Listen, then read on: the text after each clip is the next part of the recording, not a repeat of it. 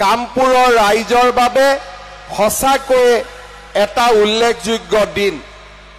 আমাৰ স্মৃতিৰ পৰিধি 1958 চনলৈ ঘূৰি যাব, যেতিয়া তেতিয়াৰ মন্ত্ৰী মতিৰাম বৰা ডাঙৰীয়াৰ নেতৃত্বত নগাঁও দক্ষিণপাট কামপুৰ বৈঠালাংচু খান্দুলি পথত 160 মিটাৰ দীঘল আৰু 4 মিটাৰ বহল পকী দলং এখন নিৰ্মাণ কৰা হৈছিল। সৰু নৈ বুলি ভবা কপিলীৰ ওপৰত এই দলংখন নিৰ্মাণ কৰোঁতে কেমন ইণ্ডিয়া নামৰ তেতিয়া কোম্পানীটোৱে যথেষ্ট প্ৰত্যাহ্বানৰো সন্মুখীন হৈছিল।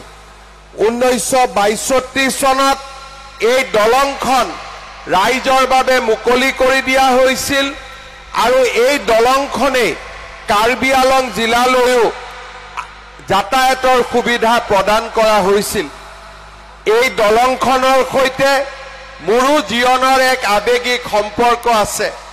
মই যেতিয়া 6ষ্ঠ মান শ্ৰেণীত পঢ়ি আছিলোঁ, তেতিয়া হঠাতে তেতিয়াৰ বোলছবি পৰিচালক, জনপ্ৰিয় বোলছবি পৰিচালক নিপ বৰুৱা ডাঙৰীয়াই মোক কৈছিলে যে হিমন্ত এখন চিনেমা কৰিব লাগিব। তেতিয়া চিনেমা মানে কি মই বুজি পোৱা নাছিলোঁ।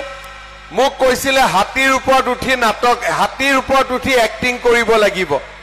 মই কামপুৰলৈ আহিছিলোঁ, 1 মাহ সময় কামপুৰত আছিলোঁ আৰু এই দলংখনৰ ওপৰতে ককা দেউতা নাতি হাতী চিনেমাৰ শ্বুটিং কৰিছিলোঁ আৰু 1, 2, 3, 4 নামৰ গানটোৰো অভিনয় কৰিছিলোঁ। আজি জিতু গোস্বামীয়ে মোক পুনৰ হাতীৰে এই দলংখন পাৰ কৰালে মই জিতু গোস্বামী ডাঙৰীয়াক ধন্যবাদ আৰু অভিনন্দন আৰু কৃতজ্ঞতা জনাইছোঁ।